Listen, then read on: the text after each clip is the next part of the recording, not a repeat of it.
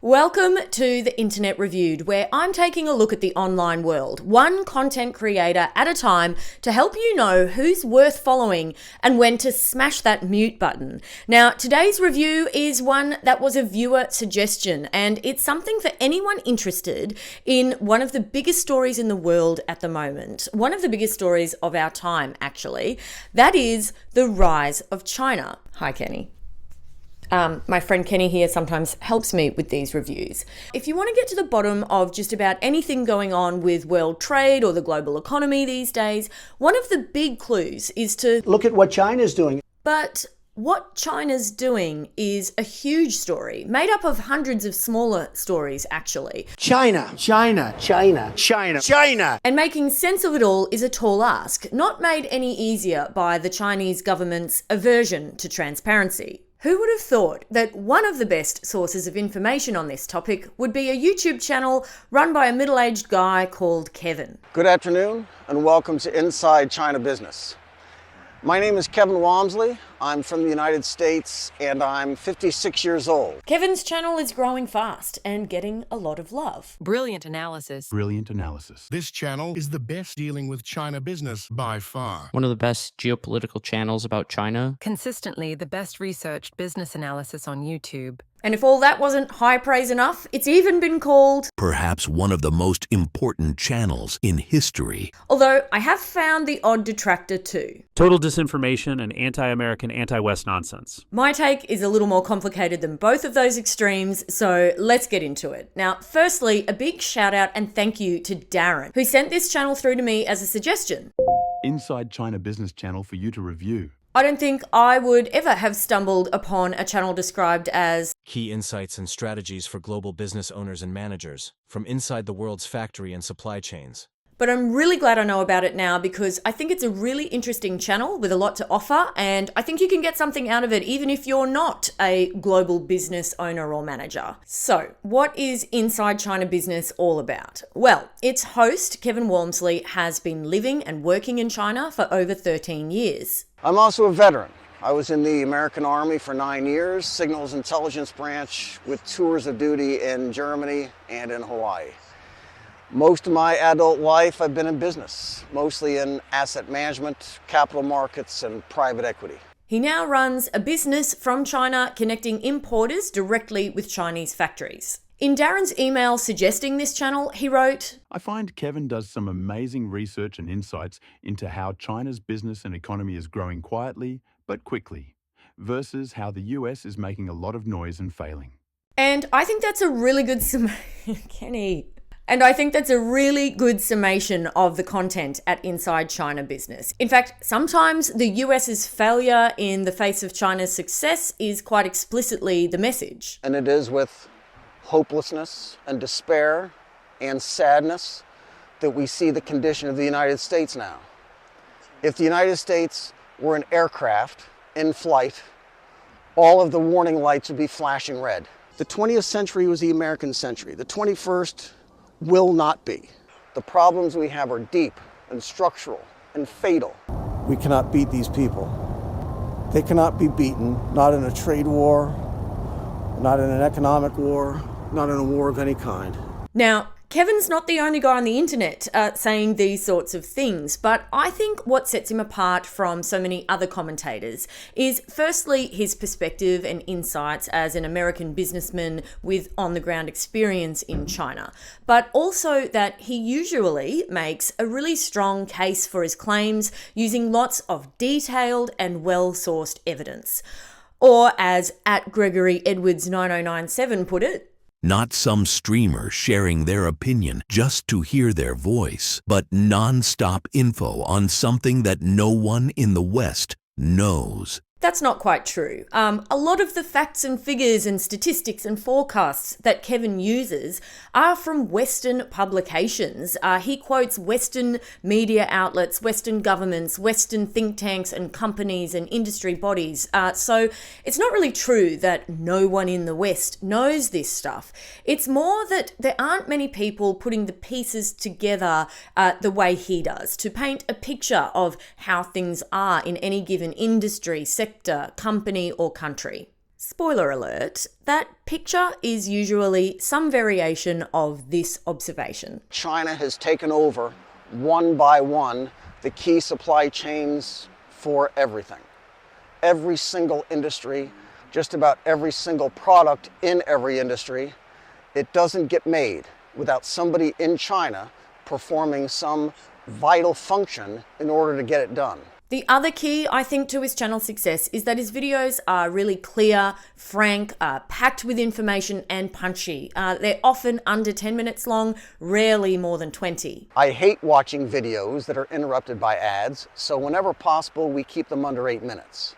This means we make less money, but our videos are also less annoying. They're also very no frills, production-wise. It's just him talking to a camera from various locations around China in a matter-of-fact way.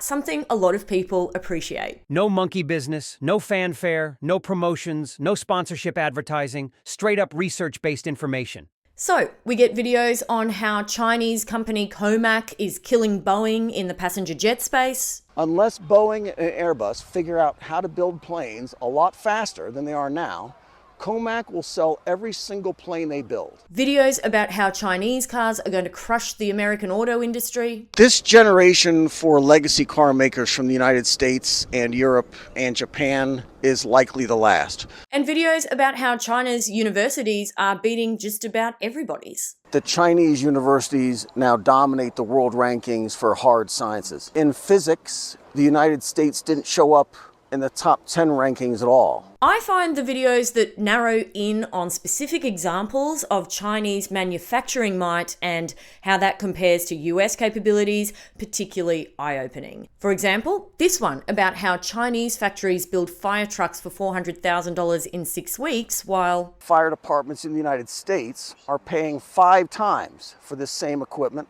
and they're waiting years to get it. And there was this one about how the US government could have bought electric school buses from China for $100,000 each, but instead paid a Canadian company that had never made them before $160 million to build 435 school buses.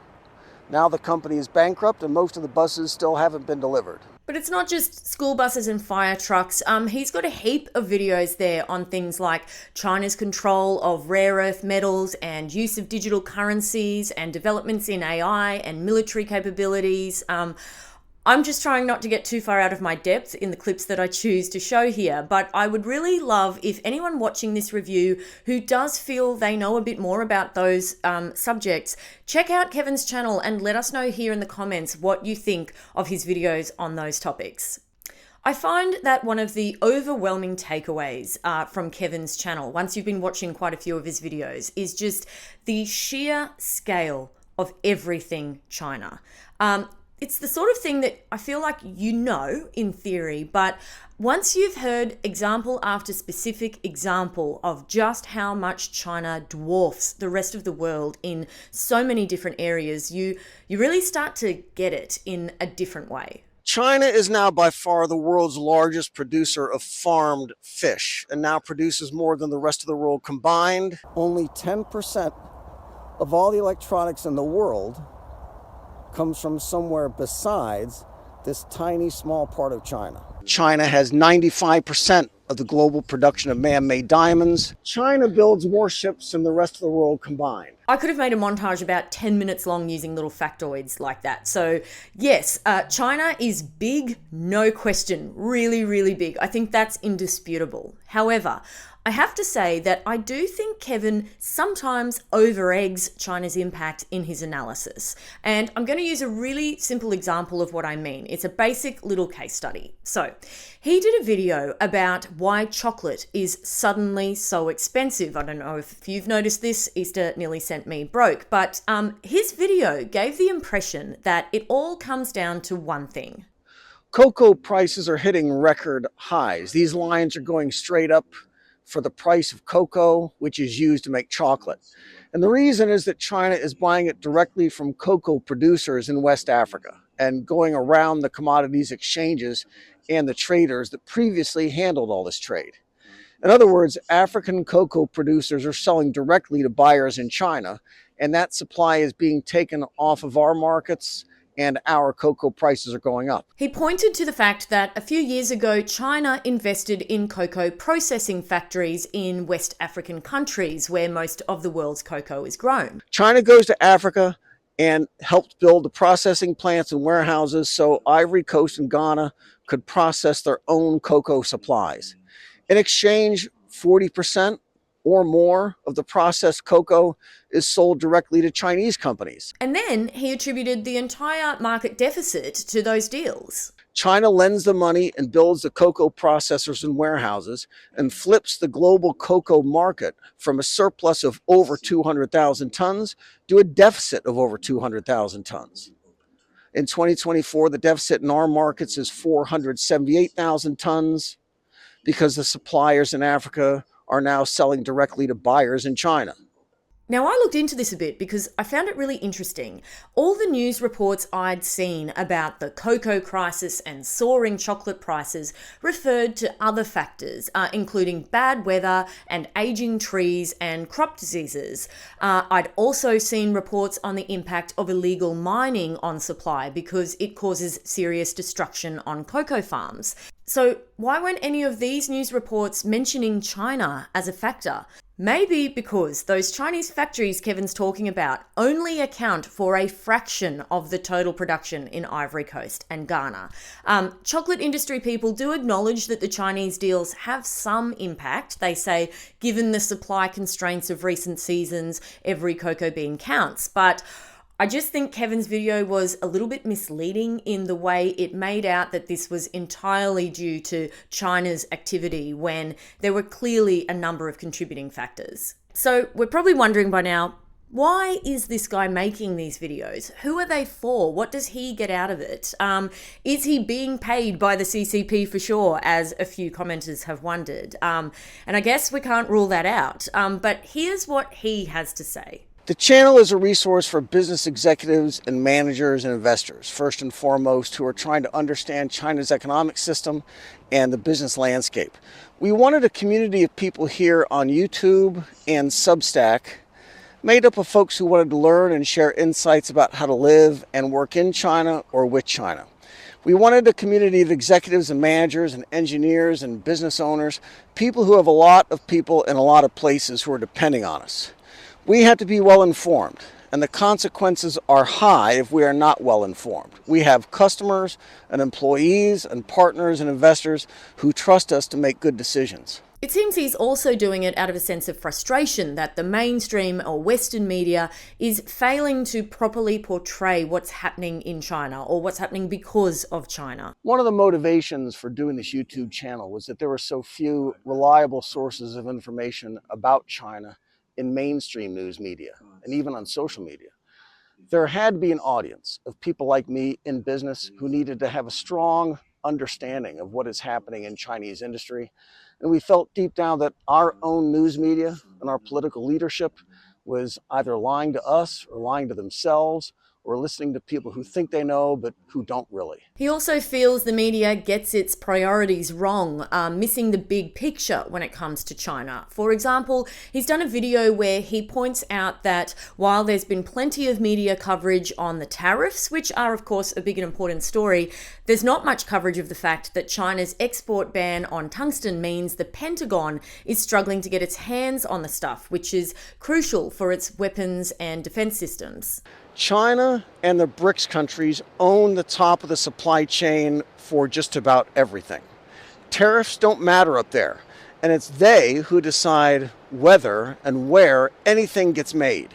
It's one of the most critical existential issues today, and just a handful of journalists and researchers are paying attention, and those who are tend to work in industry or business media exclusively. He also feels the prevailing Western media narrative on China and its impending economic doom has been proven wrong. Western news media are waking up today to the same thing I've seen every day for the past 13 years when I look out my window. The Chinese economy is booming just about everywhere I go. Every family has a car. Most of them have modern apartments stuffed with the latest everything. They take 2 or more vacations a year. Okay, so Here's where I think it's important to remember the parable of the blind men and the elephant. So this is the story where a group of blind men encounter an elephant. Each man touches a different part of the animal's body, so its trunk, or its tusk, or its tail, or its foot. And each describes the animal based on what they can feel. So their descriptions of the same animal are all very different, even though they are each sharing their own small truth. Kevin is just one guy living in one part of China. Granted, he does travel around a bit for his work, but what he sees when he looks out of his window is a tiny fraction of China as a whole. He might be in a booming city, but there are still parts of China that are not full of comfortable people living in lovely modern apartments stuffed with nice things and taking holidays. And let's not forget that the Chinese government is pretty good at stopping the outside world from seeing things it doesn't want them to see, as the Wall Street Journal recently reported. Beijing has stopped publishing hundreds of statistics, making it harder to know what's going on in the country. And if Kevin's videos were showing things the Chinese government didn't want shown, I suspect we'd stop seeing Kevin's videos. There is one other aspect of Kevin's content that I think is worth noting, and it's to do with his religious beliefs. Now, he's very open about this. He describes himself as a Christian active in underground churches and missions in Southeast Asia. And I think this is relevant for a couple of reasons. Now, the first one is that you will often hear low in the mix in the audio of his videos at the very end and sometimes running through the video itself, a voice talking softly, and it can be a little distracting and confusing, but that is him saying a prayer. In the background of many of our videos, we are praying for our viewers, for your health, also that God gives you wisdom in your families and in your businesses, and also that our leaders in government are granted wisdom to work for prosperity and for peace in the world.